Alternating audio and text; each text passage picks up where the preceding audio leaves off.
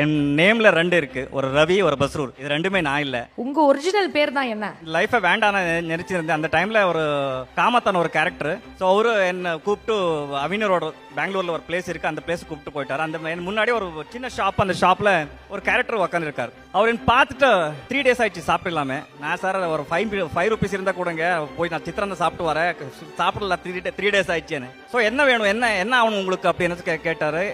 இருந்தது கீபோர்டெல்லாம் வித்து ஆயிடுச்சு சார், என்கிட்ட ஒன்றுமே இல்லை, நான் மியூசிக் பண்ணணும், உங்களுக்கு வேலை வேணும்னு நான் பண்ணுறேன், ஆனால் நான் மியூசிக் பண்ணணும், எனக்கு ஏதாவது வேலை இருந்தால் கொடுங்க அப்படின்னு சொல்லி கேட்டேன். அந்த டைமில் அவர் யாருன்னு எனக்கு தெரியாது, நான் யாருன்னு அவருக்கு தெரியாது.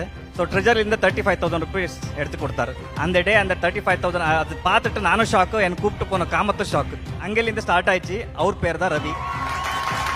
ஸோ என் பேர் அப்படின்னு தூக்கிட்டு என் லைஃப் என்ன இருக்கோ அப் டு எண்ட் நான் என்ன அச்சீவ்மெண்ட் பண்ண கூட அது அவருக்கு சேரணும். நீங்கள் எத்தனை வாட்டி ரவி என்னை கூப்பிட்டா கூட அது அவருக்கு தான். சார், நான் இது உங்ககிட்ட கண்டிப்பாக சொல்லி ஆகணும். ஆக்சுவலி இந்த ஃபேஸ் ரீடிங் பண்ணது ரவி சார் அப்படின்னும் போது பிஹைண்ட் வித் டீம் வந்து அந்த ஊருக்கே போய் அவரை தேடி எப்படியாவது உங்க கண்ணு முன்னாடி கொண்டு வரணும் அப்படின்னு நாங்கள் ரொம்ப ஆசைப்பட்டோம். அவரு என் கண் முன்னாடி தான் நிறைய பார்த்துருக்கேன். ஆனால் நான் அவர் கடவுள் எப்பவுமே அந்த தூரில் ஒரு டிஸ்டன்ஸ் இருக்கணும். கடவுள் பற்றி நம்ம கிட்ட போகக்கூடாது. ஸோ கடவுள் எப்பவுமே நம்ம பார்த்துட்டா பிளெஸிங் வாங்கிட்டே இருக்கணும். ஸோ அது கிட்ட வந்துச்சுன்னா அந்த ரிலேஷன்ஷிப் வேற மாதிரி ஆகிடும்.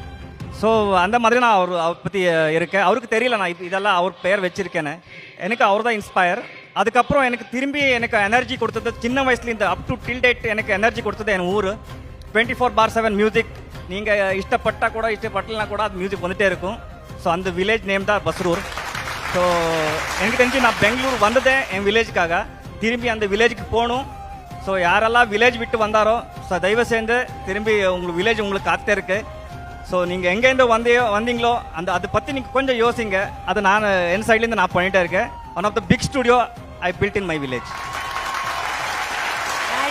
அது எல்லாரோட பிளெஸிங்ஸும் சேர்ந்து அது வந்து உங்களுக்கு நிறைவேறட்டும் அப்படின்னு சொல்லி தான் நாங்கள் ஆசைப்படுறோம். ரவின்றது வந்து அந்த ஃபேஸ் ரீடிங் பண்ணவர், அவரோட பேர் அதை எடுத்து நீங்கள் வச்சுக்கிட்டீங்க.